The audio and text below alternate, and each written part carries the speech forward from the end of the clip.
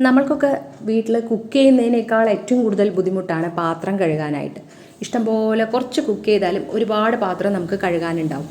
അപ്പോൾ നമ്മൾ എന്ത് ചെയ്യാന്ന് വെച്ചാൽ, നമുക്ക് പെട്ടെന്ന് കഴുകിയെടുക്കാനായിട്ട് നമ്മുടെ വീട്ടിൽ ദോശയുടെയോ ഇഡ്ഡലിയുടെയോ മാവ് വല്ലതും ബാക്കിയിരിക്കുന്നുണ്ടെങ്കിൽ, പുളിച്ച മാവ് നമ്മൾ കളയാനായിട്ട് വെച്ചിരിക്കുന്ന മാവ് ബാക്കിയിട്ടുണ്ടെന്നുണ്ടെങ്കിൽ അതെടുക്കുക. പിന്നെ ഒരു ചെറുനാരയുടെ വലുപ്പത്ത് നാരങ്ങനെ എടുത്ത് അതിൽ ചുടുവെള്ളം ഒഴിച്ച് നന്നായി ഞെരടി അതിൻ്റെ നീരെടുക്കുക. അല്ല എന്നുണ്ടെങ്കിൽ മിക്സിയുടെ ജാറിലിട്ടൊന്ന് അടിച്ച് അത് നീരെടുത്തിട്ട് നമ്മളൊന്ന് അരിച്ച് വെക്കുക കേട്ടോ. അരിച്ചിട്ട് അതും കൂടി മാവിലേക്കിട്ട് നന്നായി ഒന്ന് മിക്സ് ചെയ്തതിന് ശേഷം ഈ ഒരു മാവിൻ്റെയും പുളിയുടെയും ഇതിൽ കൂടെ നമ്മൾ ഡിഷ് വാഷ് ലിക്വിഡ് വേണമെന്നുണ്ടെങ്കിൽ കുറച്ച് ആക്കി കൊടുക്കാം കേട്ടോ. ഇല്ലെങ്കിൽ കുഴപ്പമൊന്നുമില്ല, ആക്കിയില്ലെങ്കിലും കുഴപ്പമില്ല.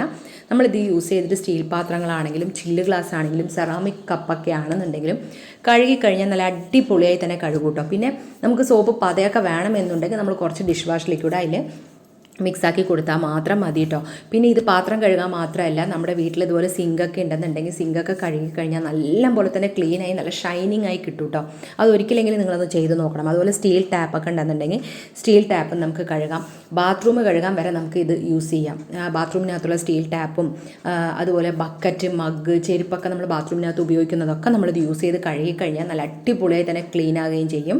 നമ്മൾ ഒരുപാട് സമയം നിന്ന് ഉരയ്ക്കൊന്നും ചെയ്യേണ്ട കേട്ടോ. പിന്നെ നമ്മൾ പുളി പിഴിഞ്ഞിട്ടുള്ള ആ ഒരു ചണ്ടി ഉണ്ടല്ലോ, നമ്മുടെ കയ്യിലൊക്കെ പെട്ടെന്ന് പൊള്ളലേറ്റ് കഴിഞ്ഞാൽ നമുക്ക് ആ ഒരു ഭാഗത്ത് നമുക്കിത് വെച്ച് കൊടുത്തു കഴിഞ്ഞാൽ ആ പൊള്ളൽ പെട്ടെന്ന് തന്നെ ഒരുപാട് ഇതാവാതെ നമുക്ക് കുറഞ്ഞ് കിട്ടുകയും അതിൻ്റെ നീറ്റലൊക്കെ കുറയാനൊക്കെ വളരെ നല്ലതാണ് കേട്ടോ. ഇനി നമ്മളിതൊരു കുപ്പിയിലാക്കി കഴിഞ്ഞാൽ നമുക്ക് ആവശ്യം അനുസരിച്ച് നമുക്കിത് ഉപയോഗിക്കാവുന്നതാണ് കേട്ടോ.